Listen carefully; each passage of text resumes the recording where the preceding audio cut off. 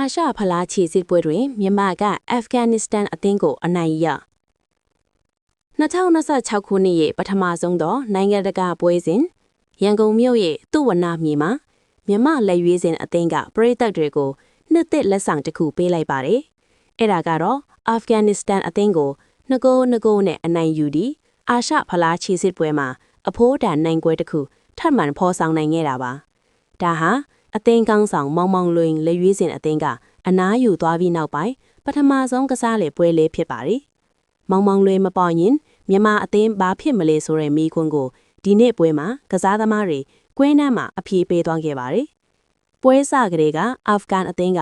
ဦးဆောင်ကိုသွင်းပြီးဖိအားပေးခဲ့ပြီးမြမြန်မာအသင်းကစိတ်တက်မကြပဲပြန်လာနိုင်ခဲ့ပါတယ်။ပထမပိုင်းမှာ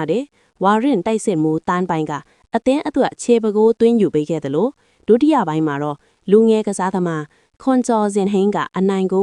လှလှပပအဆုံးသတ်ပေးခဲ့တာပါ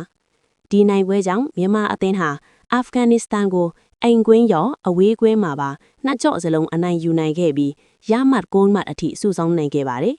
အုပ်စု E ထဲမှာဆီးရီးယားပါကစ္စတန်တို့နဲ့အတူကြားရောက်နေပြီးနောက်တစ်ဆင့်တက်ဖို့မျှော်လင့်ချက်မရှိတော့ပေမဲ့ဒီနိုင်ပွဲဟာမြန်မာအဘောလုံးလောကအတွက်တော့အနာဂတ်မျှော်လင့်ချက်တစ်ခုပါပဲဒါပေမဲ့နိုင်ပွဲနောက်ွယ်မှာဆွေးနွေးစရာအချက်တွေလည်းရှိနေပါတယ်။ဒီနေ့ပွဲရဲ့အလှည့်အပြောင်းကတော့လူစားလဲမှုလေပါပဲ။လွန်မိုးအောင်ဟင်းထက်အောင်နဲ့နန္ဒကျော်လူကိုလူစားလဲဝင်စေခဲ့တာကပွဲရဲ့ကစားဟန်ကိုပြောင်းလဲစေခဲ့ပါတယ်။ဒါပေမဲ့ဝေဖန်စရာတစ်ချက်ကတော့တောင်ပန်ကစားသမားရှားပါမှုပါ။လွန်မိုးအောင်လိုကစားသမားမျိုးကိုဘဲတောင်ပန်မှာထားကစားတာဟာအမ်မဝင်းတလို့ဖြစ်နေပြီးမင်းမော်အိုမိုအတုံးမပြုတ်ခဲ့တာကလေပရိသတ်တွေကြားမေခွန်းထုတ်เสียဖြစ်ခဲ့ပါတယ်။အထူးသဖြင့်ဘဲနောက်ခံလူ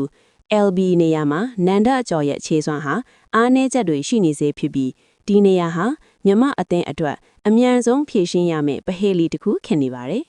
။မြမအသင်းနိုင်ပွဲရတိုင်းပရိသတ်တွေနဲ့အတူအမြဲပျော်ရွှင်ပေးတတ်တဲ့မြမအဘောလုံးလောကရဲ့တန်တမာကြီးဆရာဦးတင်မြင့်အောင်သာရှိခင်ဒီနေ့ပွဲကိုကြည့်ပြီးတိတ်ကိုဂုဏ်ယူနေမှာပါ။ဆရာရဲ့ဟစ်ကြွေးတန်တွေကိုကွင်းထဲမှာမကြားရတော့ပြီမဲ့မြမလက်ရွေးစင်အသင်းရဲ့ဒီအောင်ပွဲဟာတမလန်ကဇရအထွတ်ဂုံယူလက်ဆောင်တစ်ခုချစ်မယ်လို့ကျွန်တော်တို့ယုံကြည်ပါတယ်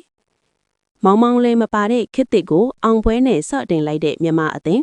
အမားတွေကိုပြင်ဆင်ပြီးအာရှအဆင့်မှာဒီထက်မကတောက်ပလာဖို့ပရိသတ်တွေကဆက်လက်အားပေးနေမှာပါ။တင်ကောဒီနေ့ပွဲမှာဘယ်ကစားသမားရဲ့ခြေစွမ်းကိုအကြိုက်ဆုံးလဲ။ comment မှာရေးပေးခဲ့ပါအောင်။အားလုံးကိုကျေးဇူးတင်ပါတယ်။